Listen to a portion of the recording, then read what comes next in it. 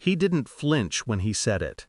If you can't trust me spending every weekend with my ex-wife, maybe we shouldn't be together.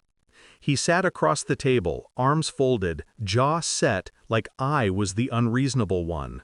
I remember staring at him, at the man I once thought incapable of cruelty, and feeling something shift inside me.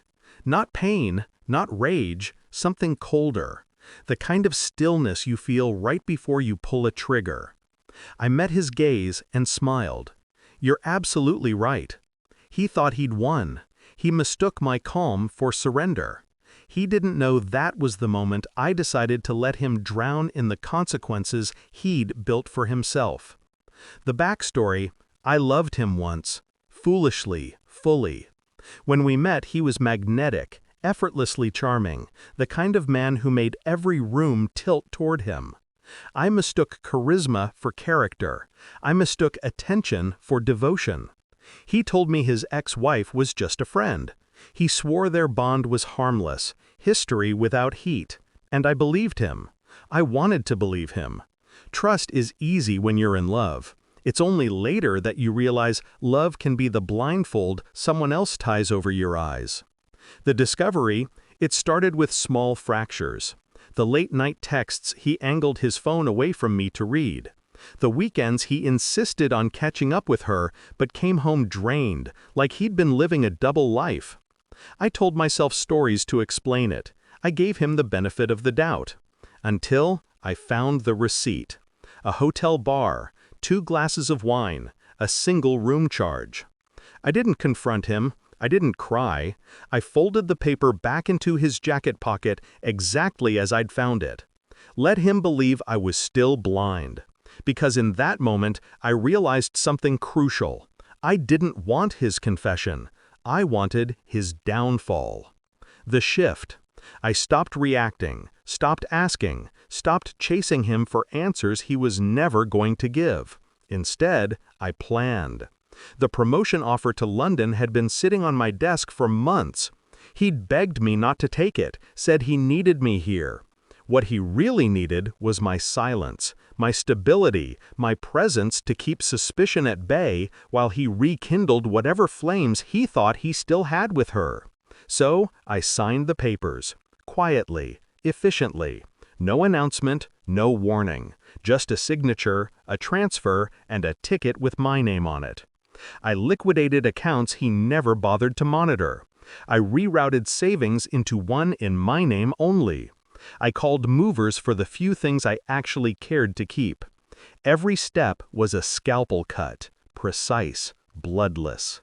The execution.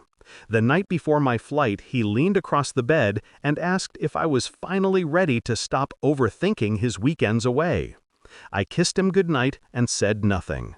At dawn, while he snored beside me, I slipped out of the house with one suitcase and the documents that mattered. By the time he woke, I was already through security. I turned off my phone until I landed. When I finally powered it back on, his messages flooded in. Where are you? Why didn't you leave a note? And then, smug as ever, what are you doing this weekend? That was my moment. I stood in Heathrow, luggage at my feet, and raised my phone. Click. A photo of me smiling under the departure board. I sent it with no caption, just the image.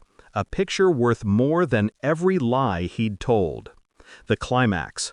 He called within seconds. I didn't answer. He tried again, and again. Then the texts came. Panic now, not arrogance. Wait, what do you mean? When are you coming back? We can fix this. Just talk to me. I let the phone buzz in my palm. For once, I was the one watching him scramble, watching him reach and miss. He had built his safety net out of my loyalty, and I had cut the ropes clean. The resolution. In London, my apartment overlooked the Thames. The first night I sat by the window, glass of wine in hand, I felt the weight I'd been carrying dissolve. He thought betrayal was about secrecy. But the real betrayal was assuming I would stay, that I would accept the scraps he tossed me while he gorged on his past. What he never understood is that I don't beg. I don't compete. I don't cling. I walk away. And when I do, I don't leave doors open. So when people ask me if I regret it, if I miss him, I tell them the truth. No, I don't miss the man who betrayed me. I don't miss the woman I had to be to tolerate it. What I do feel, every time I remember the look on his face when that photo arrived, is satisfaction. Cold, clean, complete. Because in the end, he was right. If I couldn't trust him, we shouldn't be together. And now, we never will be.